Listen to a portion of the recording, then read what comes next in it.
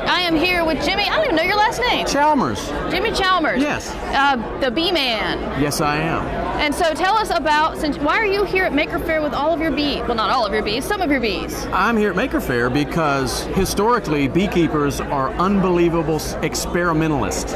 We're constantly experimenting with our bees, whether it's new techniques of keeping them and taking care of them, new techniques of building places for them to live, and new techniques of extracting and getting honey out of the bees for us to consume and for us to eat. So actually, several of my hives are nothing but experiments all the time. I'm trying new things, seeing if I can get the queen to lay eggs in a different way or different patterns, to actually take the DNA from all the bees I have on one of my bee yards and create a super bee that is fantastic for the small micro environment in which I live, in the ecosystem. So we're constantly experimenting and trying new things. And for me, who's trying to go back to a more unindustrial form of beekeeping, it is a constant experiment. Because everything that you find in the beekeeping industry is truly for industrialized beekeeping, which has been around for about 100 years. So our processes tend to be more natural. We're trying to say this was a natural process long before man ever came on the scene, and we need to return to a more natural process in our beekeeping. So that much of what I do in my apiary, my bee farm, and my beekeeping is experimenting with new ways to work with the bees in a more natural way and have them work with me in a more natural way. And so that's why I consider myself a maker. That's awesome. Tell me, well, I first heard you speak at Fizzle Durham a couple of months ago. Yes. And one thing you said that was really interesting is how you're trying to encourage more urban beekeepers. Urban beekeeping. Can you tell me a little bit about that? Well, one of the things that most people don't realize that live in urban areas or city areas is one of the things that an advantage that you have many times over some of the rural areas is there are less pesticides used in city areas than are used in rural settings. In the middle of Granville County, I'm surrounded by farms. I have no control over what those farmers put in their fields or on their fields. But typically, within urban settings, people are more conscious of what they put in their environment, be it their yard or especially in city parks or areas that are greenways. People are more concerned about that sometimes in urban areas more than they are in rural areas. And so because of that, urban beekeepers have less pesticides and chemicals they have to deal with many times. And so really and truly, some of the highest quality honey is actually being created in urban settings. Some of the best honey created in our nation right now are what used to be the black or the underground beekeepers in New York City.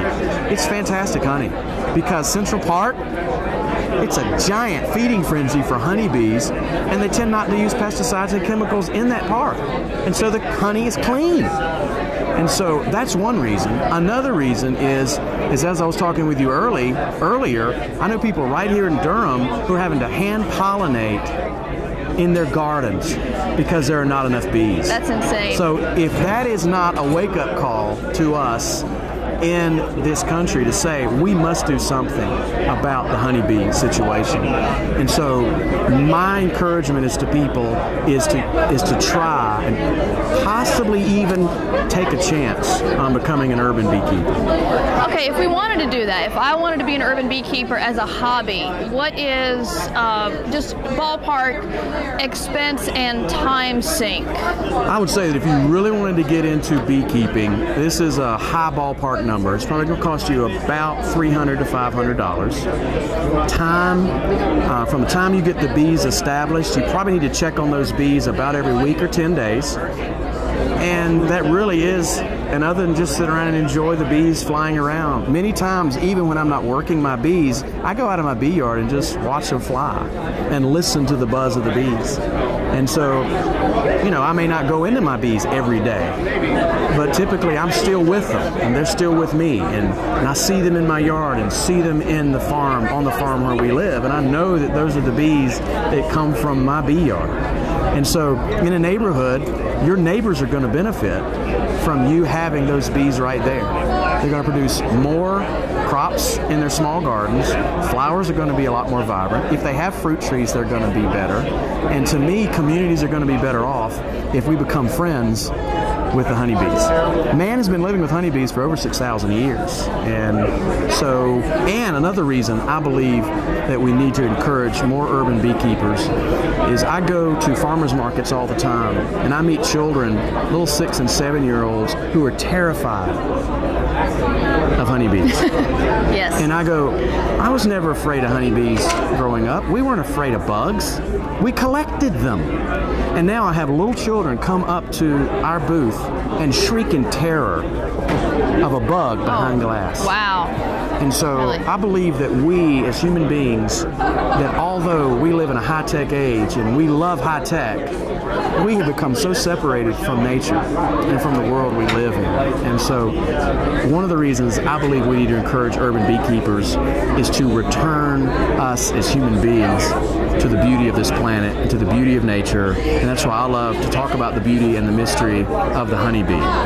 But expense-wise, once you get established, maintenance on a hive is not that much. Time-wise, you can invest as much time as you want to. But typically, maybe an hour every 7 or 10 days. So it doesn't sound much harder than having a small 10 by 10 garden.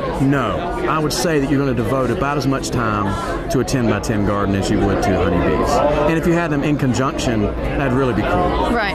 And plus, with some of the beautiful equipment that many of the companies are producing, the beautiful English hives with the copper roofs, you can really add some pretty things to your garden with a small hive of bees. Okay. And we need some more people within urban settings to become beekeepers, to become makers and experimentors, and hopefully they can help us find answers to some of the challenges that we face as beekeepers. Right. That's great. So where can our viewers find you online to see your awesome beeness and your honey? They can find me online at Twitter at Jimmy_C. Okay. And they can also find our apiary on Twitter at FrontPorch_bees. Right now our website is under development, and so the best way to reach us for honey in the RTP area is really through that Twitter page or Facebook. You can find me on Facebook also, Jimmy Chalmers on Facebook. All right. Jimmy Chalmers for MakerFaire NC. Thank you, Jimmy. Come to the next Maker Faire.